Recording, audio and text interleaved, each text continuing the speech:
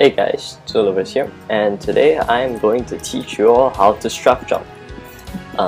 This is a much requested tutorial by most of my subscribers, viewers, and all those things. And a lot of people who do find this game randomly on Facebook and decide to play it for more than 5 minutes will eventually give up after a while when they realize that their opponents are moving at warp speed. While they're only like, I'm going to get to a launch pad. Oh, any day now. So, in order to become less bad at this game, you need to master the basic concepts of movement, and one of them is strafe jumping. So, strafe jumping can basically be broken down into like 3 parts. One is bunny hopping, the art of being able to jump every single time that you land, the instant that you land, so that you spend minimum time on the floor. The second is using the forward plus strafe keys, A and D, or A and D basically, W and A, W and D, depending on the direction you want to go in. And the third is about mouse movement, the art of swinging your mouse in the direction of your strafe so that you accelerate faster. Alright then, let's go over the first part. So for bunny hopping, this game has a rather interesting mechanic that you can make use of. Is that if I jump and I immediately hold the space bar after I go off the ground, I bounce. I immediately jump the second I touch the ground again. This applies regardless of the height of the object you're jumping on. And I guess if you are not too sure what I mean, I can show you the keyboard view of exactly what I'm doing. Note that it is obviously possible to time every single time you hit the ground every time you jump.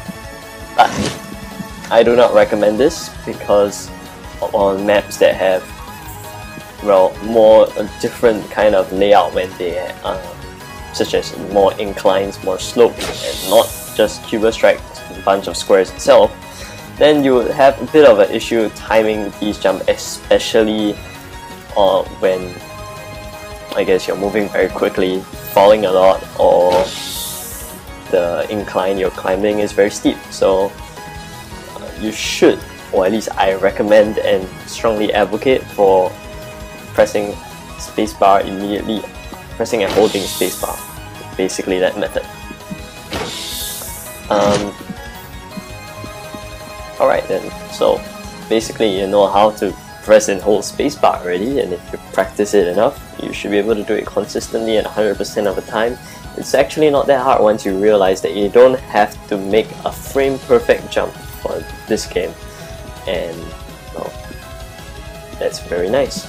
So you'll notice that even if you just hold W and bunny hop, you don't really go a lot faster. You know, it's about the same speed as walking, basically the same speed as walking. So now you make use of the A and D keys to go faster. Diagonal acceleration basically, because this game, when you hold at W and A and W and D, your forward momentum doesn't get reduced. Technically speaking, you're moving at 1.41 times faster in the 45 degrees direction when you hold WA and WD. So if I am holding WD here, I'm actually moving in this direction 41% faster than if I were just to walk straight in this direction. So this is very key. It allows you to move even faster. So but that alone isn't really sufficient. You notice right now I'm jumping with WD held down, but it doesn't really bring me very much faster, and that's where mouse movement comes in. Mouse movement is the biggest part of strafe jumping. It's not like WA, WT is going to make you go any faster. And so what you need to do is to gradually turn your mouse in the direction of your strafe. So if I'm holding WD, I turn my mouse to the right. If I hold WA, I turn to the left. what this makes it do is that I gradually turn in the direction that I move fastest in. This allows me to accelerate faster. It's kind of simple once you think about it.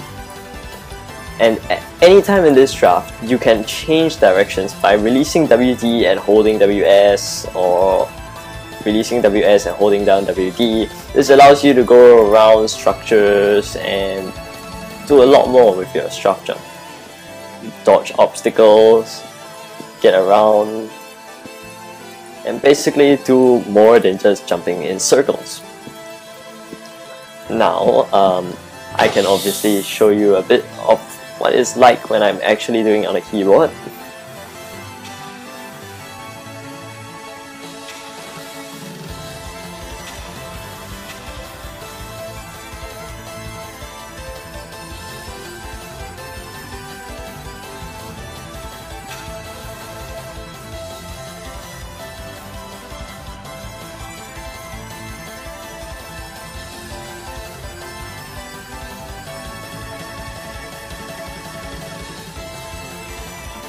And obviously, one more thing that I would like to bring up is that it is possible to strafe jump backwards.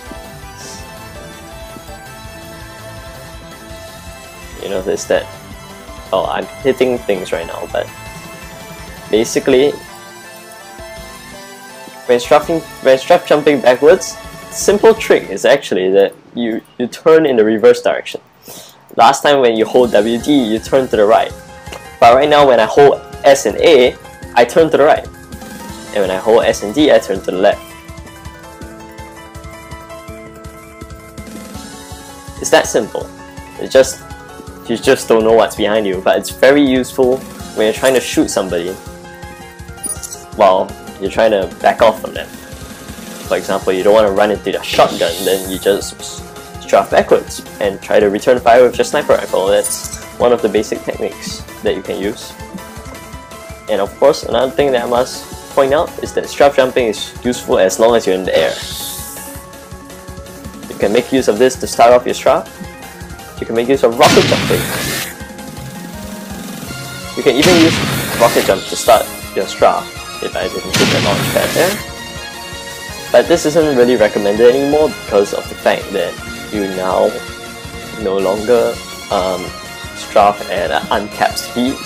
The maximum speed, I believe it's about 2 to 3 times, I don't remember the exact number, it's about 3 times your normal walking speed.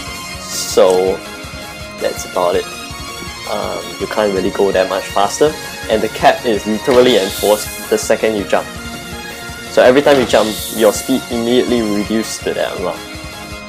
And that's something you should take note of. It's also why some of the old routes that you may be familiar with in UberStrike do not really work anymore, or are harder to pull off. That's because of the new enforced cap. Alright, that should basically actually cover everything that you need to know about strafe jumping. So I hope you guys enjoyed this tutorial and found it useful. And I will see you guys next time I make a video.